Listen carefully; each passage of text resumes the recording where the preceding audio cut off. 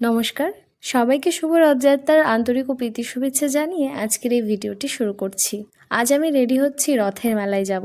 ছোটোবেলা থেকে রথের মেলা বলতে যা বুঝি, ওই প্রথম থেকে টেনে নিয়ে গিয়ে শেষ মাথায় রেখে আসা, এইটুকুই জানি। আর এই যাত্রাপথে হাজারো সংগ্রাম, এই সংগ্রাম বলতে ধরুন পায়ের ক্ষত, খালি পায়ে যেতাম তো, আর রাস্তায় অনেক কাকড় নুড়ি, সেখান থেকে অনেক আঘাত পেতাম।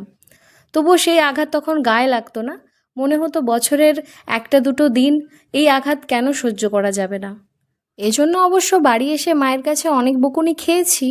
মাও তারপরে হেসে দিয়ে বলেছে, ঠিক আছে, কোনো ব্যাপার না। বাড়ি এসে তারপরে ফ্রেশ হয়ে বেরোতাম মেলা দেখার জন্য। কখনো মায়ের সঙ্গে মেলাতে যেতাম না, বান্ধবীদের সঙ্গে যেতাম। সেই মুহূর্তগুলো সত্যি খুব সুন্দর, আজও ভেবে ভেবে হাসি মিটমিট করে। আর তারপরে মেলায় গিয়ে বেশিরভাগ আইসক্রিম খাওয়া হতো। অরেঞ্জ আইসক্রিমটা খুব তখন ট্রেন্ডিং ছিল জানেন, তাই অরেঞ্জ আইসক্রিমটা খেতাম। আর তখন 20-25 টাকা নিয়ে যেতাম মেলায়, কী বা হতো বলুন। আর এখন 300-400 টাকা নিয়ে গেলেও মনে হয় যে না, সেরকমভাবে মেলাটা ঘুরতে পারলাম না, কিছু একটা মিসিং আউট আছে। এই হচ্ছে ব্যাপার। মেলাতে ঘুরি বা না ঘুরি, কিন্তু যাত্রাপথে অনেক রকম সংগ্রামের মধ্যে দিয়ে পার হতে হয়।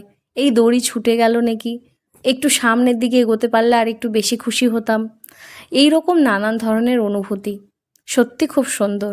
এদিকে আমি রেডিও হয়ে গেছি, আর আমাকে কেমন লাগছে অবশ্যই জানাবেন। তারপরে বেরিয়েই দেখি যে সবাই রথ টেনে নিয়ে যাচ্ছে।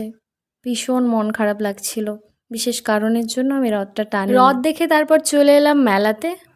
আর ওই দিন ভীষণ গরম পড়েছিল, তবুও ভালো লাগছিল, এটা একটা আলাদা অনুভূতি। তারপর কিছু খেলাম হালকা, আর ফেরার পথে ঘর নিয়ে বাড়ি ফিরলাম।